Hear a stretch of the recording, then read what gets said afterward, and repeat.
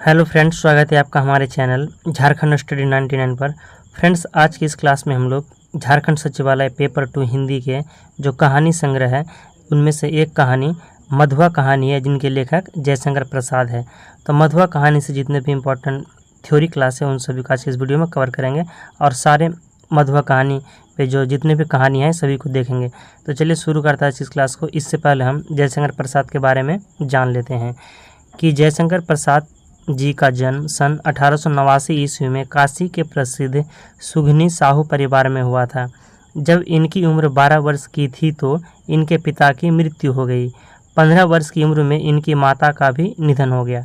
जब जयशंकर प्रसाद जी का 12 वर्ष के थे तब उसके पिता की मृत्यु हो जाती है और 15 वर्ष की उम्र में इनकी माता की भी मृत्यु हो जाती है। इनकी पढ़ाई में बाधा आई। इन्होंने अपने घर में ही आगे चलकर हिंदी, उर्दू, संस्कृत तथा अंग्रेजी की पढ़ाई की। इतिहास से प्रसाद जी को विशेष लगाव था और जयशंकर प्रसाद को है जो इतिहास से विशेष लगाव रहा है। 2 पत्नियों के आकस्मिक गुजर जाने के कारण इन्हें तीसरा विवाह भी रचना पड़ा। इनका निधन नवंबर 1937 ईस्वी में हो गया था और इनका जो निधन हुआ है 1937 में हो गया है। और इसकी जो फ्रेंड्स 2 पत्नियों का आकस्मिक निधन हो जाने के कारण ही उसे तीसरा विवाह भी रचाना पड़ा था, यानी वह तीसरी शादी किए थे। इनकी कृतियाँ क्या क्या है, तो इनकी जयशंकर प्रसाद की कृतियाँ हैं कामायनी, महाराणा का महत्व, चित्राधार, प्रेम पथिक, झरना, आंसू तथा लहर, ये सभी काव्य है। अजात शत्रु, चंद्रगुप्त, ध्रुव स्वामिनी, विशाख जन्मजय का नागयज्ञ, कामना, एक घूंट तथा स्कंदगुप्त सभी नाटक है। ये तितली, कंकाल और इरावती यह उपन्यास है। जयशंकर प्रसाद जी के 3 उपन्यास हैं जिसका नाम है तितली, कंकाल और इरावती।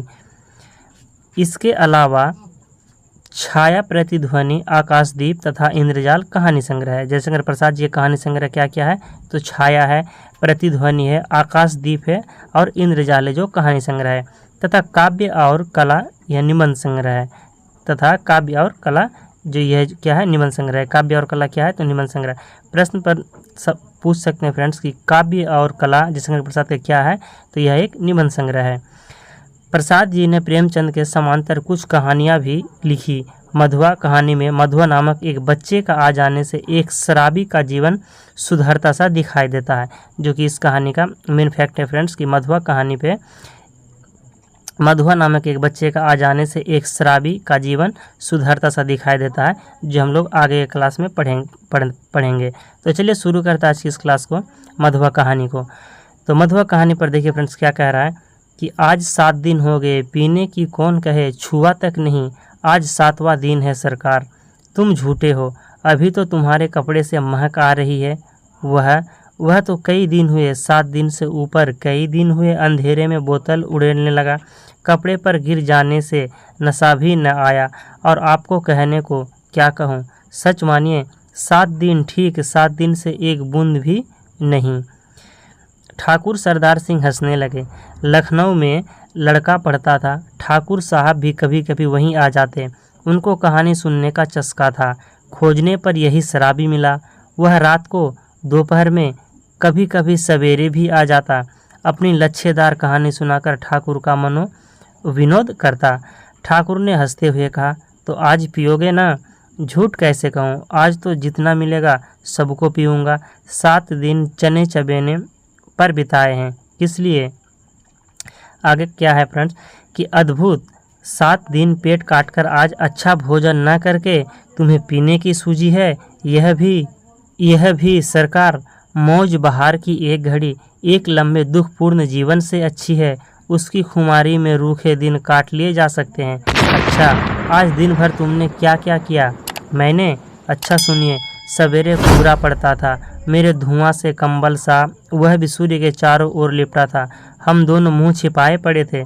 ठाकुर साहब ने हंसकर कहा, अच्छा, तो इस मुंह छिपाने का कोई कारण? 7 दिन से एक बूंद भी गले में न उतरी थी। भला मैं कैसे मुंह दिखा सकता था? और जब 12 बजे धूप निकली तो फिर लाचारी थी।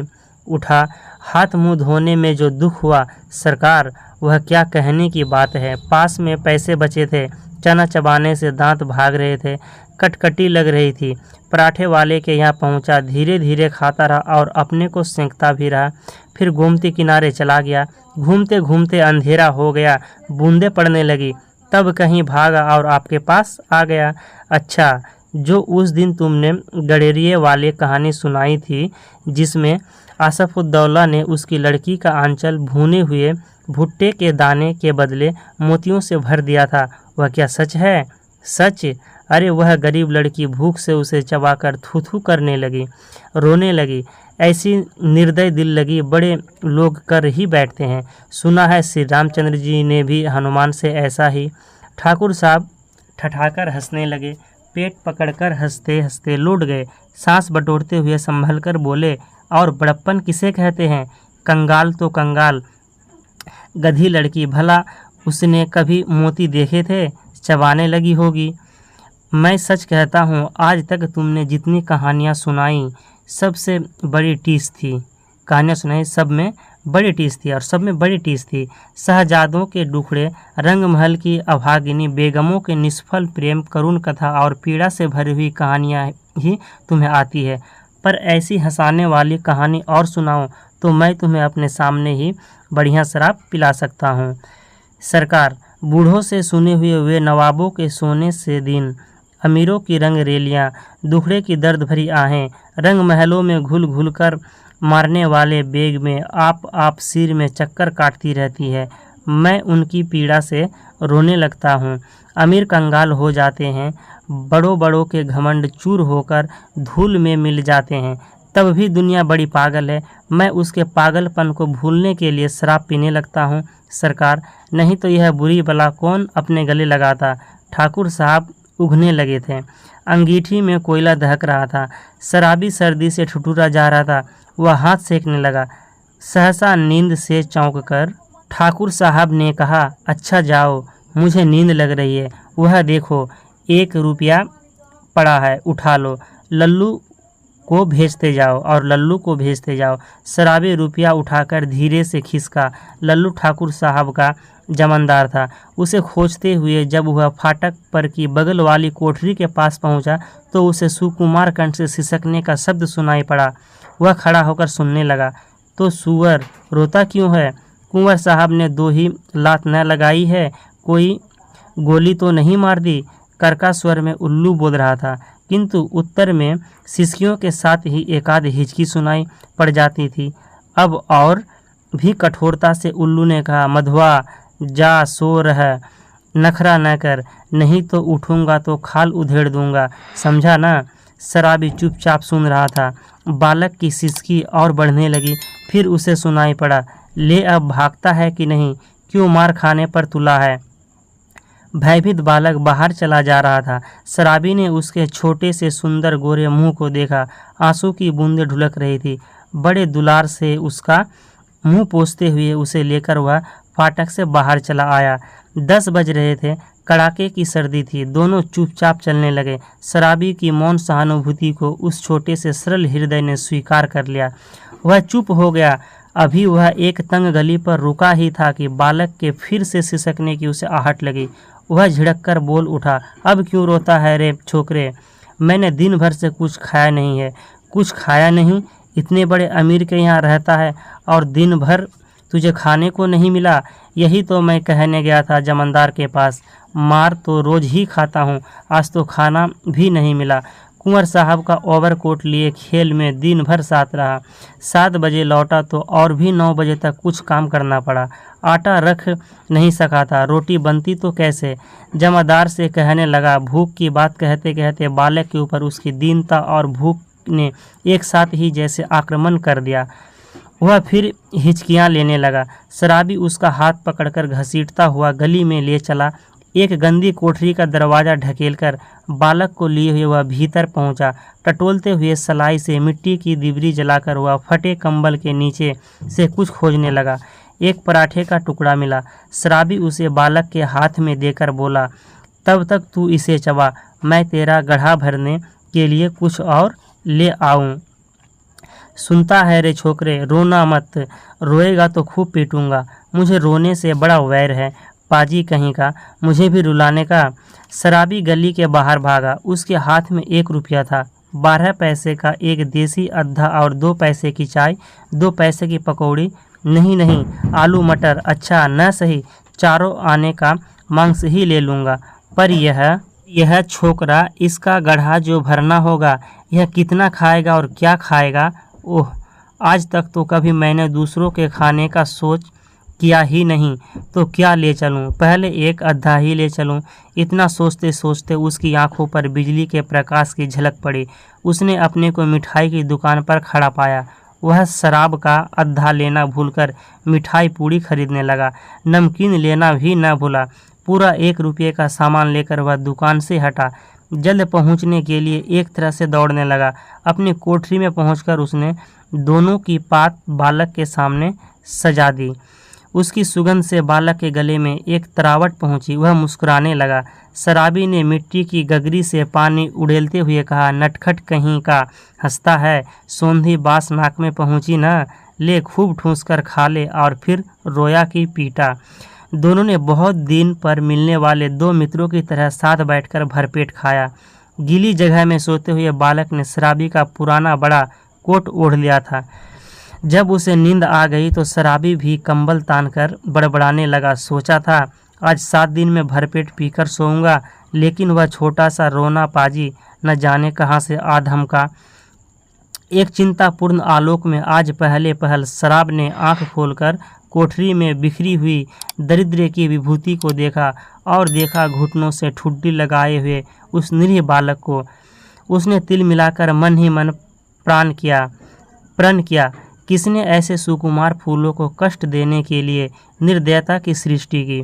आहरी नियति, तब इसको लेकर मुझे घरबारी बनना पड़ेगा क्या? दुर्भाग्य, जिसे मैंने कभी सोचा भी न था। मेरी इतनी माया ममता, जिस पर आज तक केवल बोतल का ही अधिकार था, इसका पक्ष क्यों लेने लगी? इस छोटे से पाजी ने मेरे जीवन के लिए कौन सा इंद्रजाल रचने का बीड़ा उठाया है? तब क्या करूं? कोई काम करूं? कैसे दोनों का पेट चलेगा? नहीं भगा दूं इसे, आंख तो खोले। बालक अंगड़ाई ले रहा था। वह उठ बैठा। शराबी ने कहा, ले उठ, कुछ खा ले, अभी रात का बचा हुआ है, और अपनी राह देख। तेरा नाम क्या है रे? बालक ने सहज हंसी हंसकर कहा, मधुआ। भला हाथ मुंह भी ना धोऊं, खाने लगूं? जाऊंगा कहाँ? आह, कैसे बताऊं इसे कि चला जाए, कह दूं कि भाड़ में जा। किंतु वह आज तक दुख की भट्टी में जलता ही तो रहा है। तो वह चुपचाप घर से झल्लाकर सोचता हुआ निकला, ले पाजी, अब यहाँ लौटूंगा ही नहीं, तू ही इस कोठरी में रह। शराबी घर से निकला। गोमती किनारे पहुँचने पर उसे स्मरण हुआ कि वह कितनी ही बातें सोचता आ रहा था, पर कुछ जो भी सोच न सका। हाथ मुंह धोने में लगा। उजली हुई धूप निकल आई थी। वह चुपचाप गोमती की धारा को देख रहा था। धूप की गर्मी से सूखी होकर वह चिंता भुलाने का प्रयत्न कर रहा था कि किसी ने पुकारा, भले आदमी रहे कहाँ, सालों पर दिखाई पड़े, तुमको खोजते खोजते मैं थक गया। शराबी ने चौंक कर देखा। वह कोई जान पहचान का तो मालूम होता था, पर कौन है यह ठीक ठीक न जान सका। उसने फिर कहा, तुम्ही से कह रहा हूँ, सुनते हो? उठा ले जाओ अपनी शान धरने की कल, नहीं तो सड़क पर फेंक दूंगा। एक ही तो कोठरी, जिसका मैं 2 रुपये किराया देता हूँ, उसमें मुझे अपना कुछ रखने के लिए नहीं है। ओहो राम जी, तुम हो? भाई मैं भूल गया था। तो चलो आज ही उसे उठा लाता हूँ। कहते हुए शराबी ने सोचा, अच्छी रही, उसी को बेचकर कुछ दिनों तक काम चलेगा।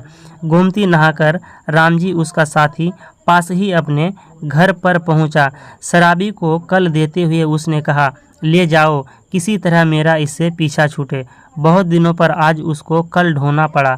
किसी तरह अपनी कोठरी में पहुंचकर उसने देखा कि बालक चुपचाप बैठा है। बड़बड़ाते हुए उसने पूछा, क्यों रे, तूने कुछ खा लिया है कि नहीं?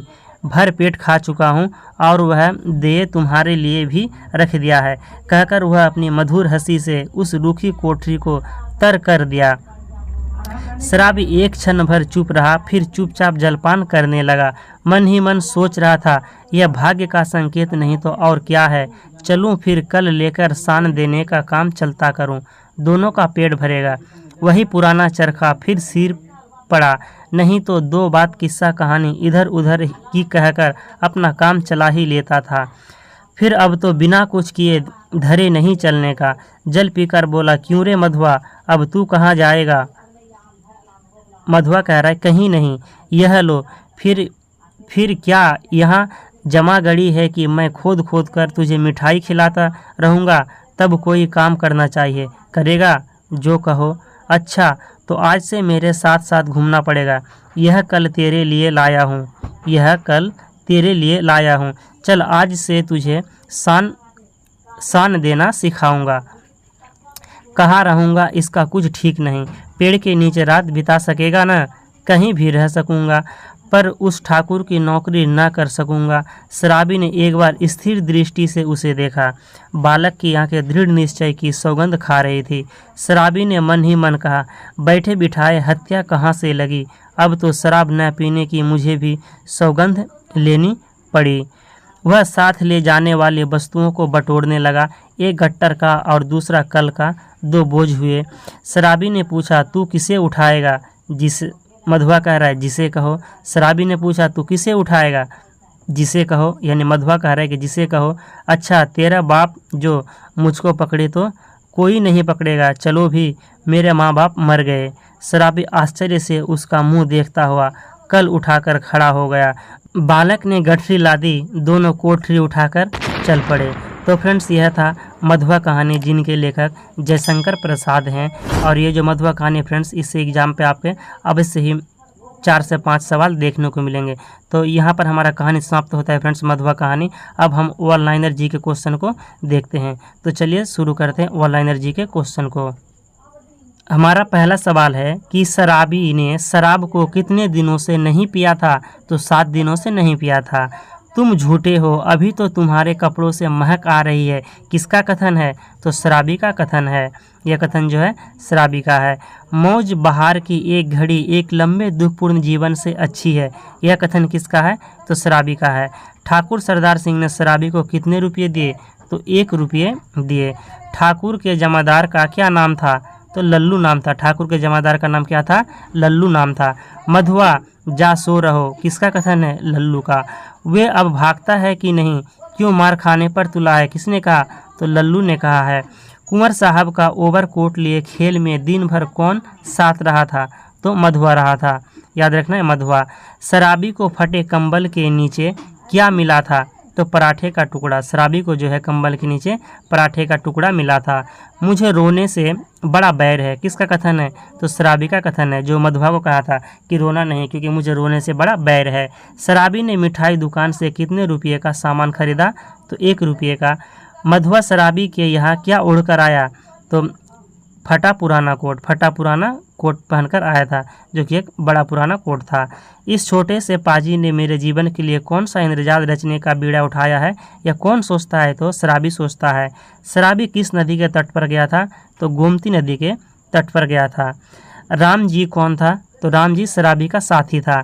राम जी ने शराबी को क्या हटाने को कहा? तो सान धरने की कल।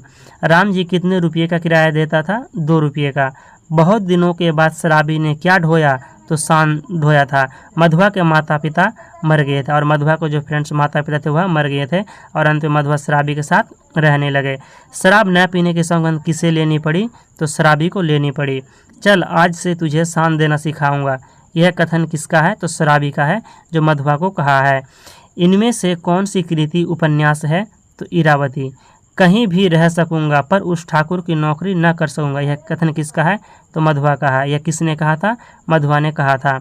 मधुआ कहानी के लेखक कौन है? तो जयशंकर प्रसाद है। मधुआ कहानी के लेखक जयशंकर प्रसाद है।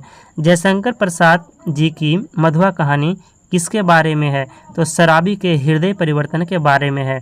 जयशंकर प्रसाद की जो मधुआ कहानी है, यह किसके बारे में है? तो शराबी के हृदय परिवर्तन के बारे में है। अब जो है फ्रेंड्स, हमारा वस्तुनिष्ठ प्रश्न प्रारंभ होगा।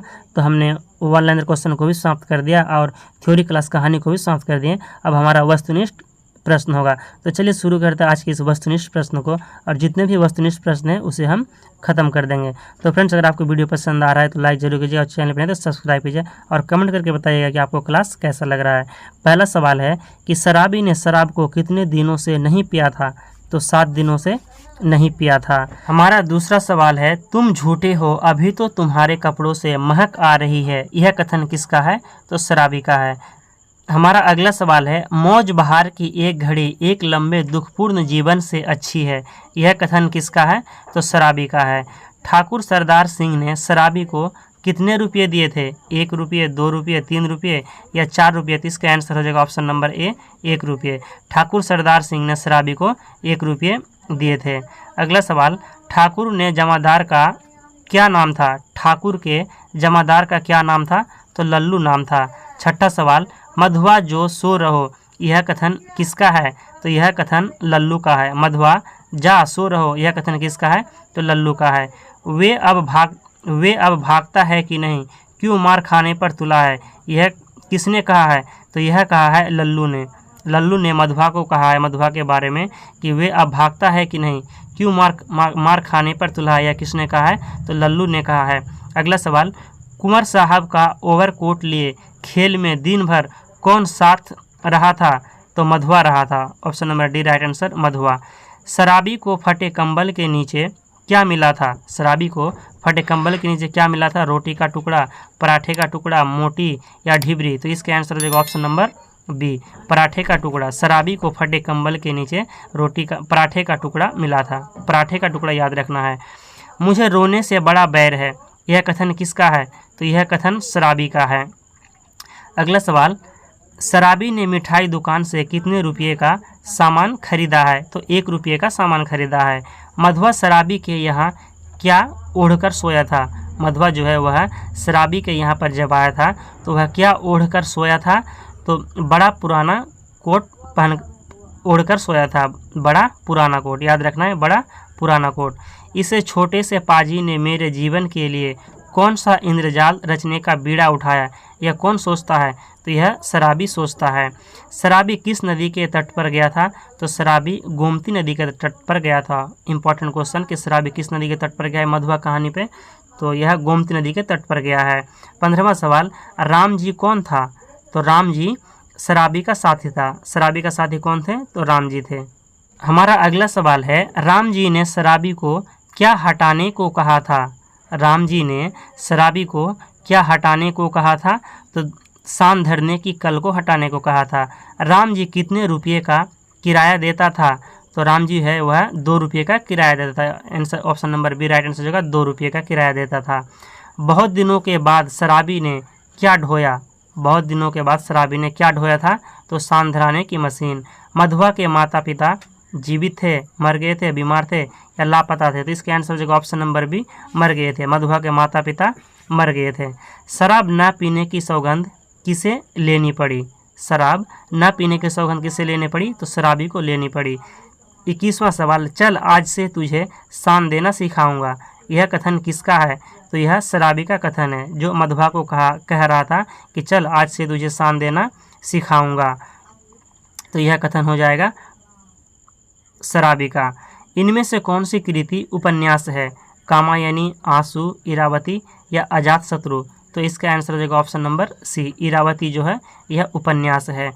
कहीं भी रह सकूंगा पर उस ठाकुर की नौकरी न कर सकूंगा, यह किसने कहा है? तो यह मधुआ ने कहा है, क्योंकि मधुआ को मारकर भगा दिया था ठाकुर साहब ने। प्रसाद जी का परिवार किस प्रसिद्ध परिवार का था? जो प्रसाद जी यानी जयशंकर जो प्रसाद था उसका परिवार जो है वह किस परिवार का था? तो सुंधनी साहू परिवार। Option number A right answer, Sundhani Sahu परिवार। मधुआ कहानी के लेखक कौन है? प्रेमचंद, जयशंकर प्रसाद, किशोरीलाल गोस्वामी या यशपाल? तो इसका आंसर हो जाएगा option number B, Jaishankar Prasad. मधुआ कहानी के लेखक जयशंकर प्रसाद है। तो फ्रेंड्स यहाँ पर हमारे 25 ऑब्जेक्टिव क्वेश्चन कंप्लीट होते हैं। तो हमारा यहाँ पर ऑनलाइनर क्वेश्चन भी हो चुका है और ऑब्जेक्टिव क्वेश्चन भी हो चुका है, और थ्योरी क्लास पे मैंने कहानी को देखे हैं, जो मधुआ कहानी था उसको देखे हैं। तो आज के वीडियो को यहीं पर समाप्त करें। अगर आपको आज का वीडियो पसंद आए तो लाइक जरूर कीजिए और चैनल में तो सब्सक्राइब जरूर कीजिएगा। मिलते हैं नेक्स्ट कहानी को लेकर बहुत जल्द। जय हिंद।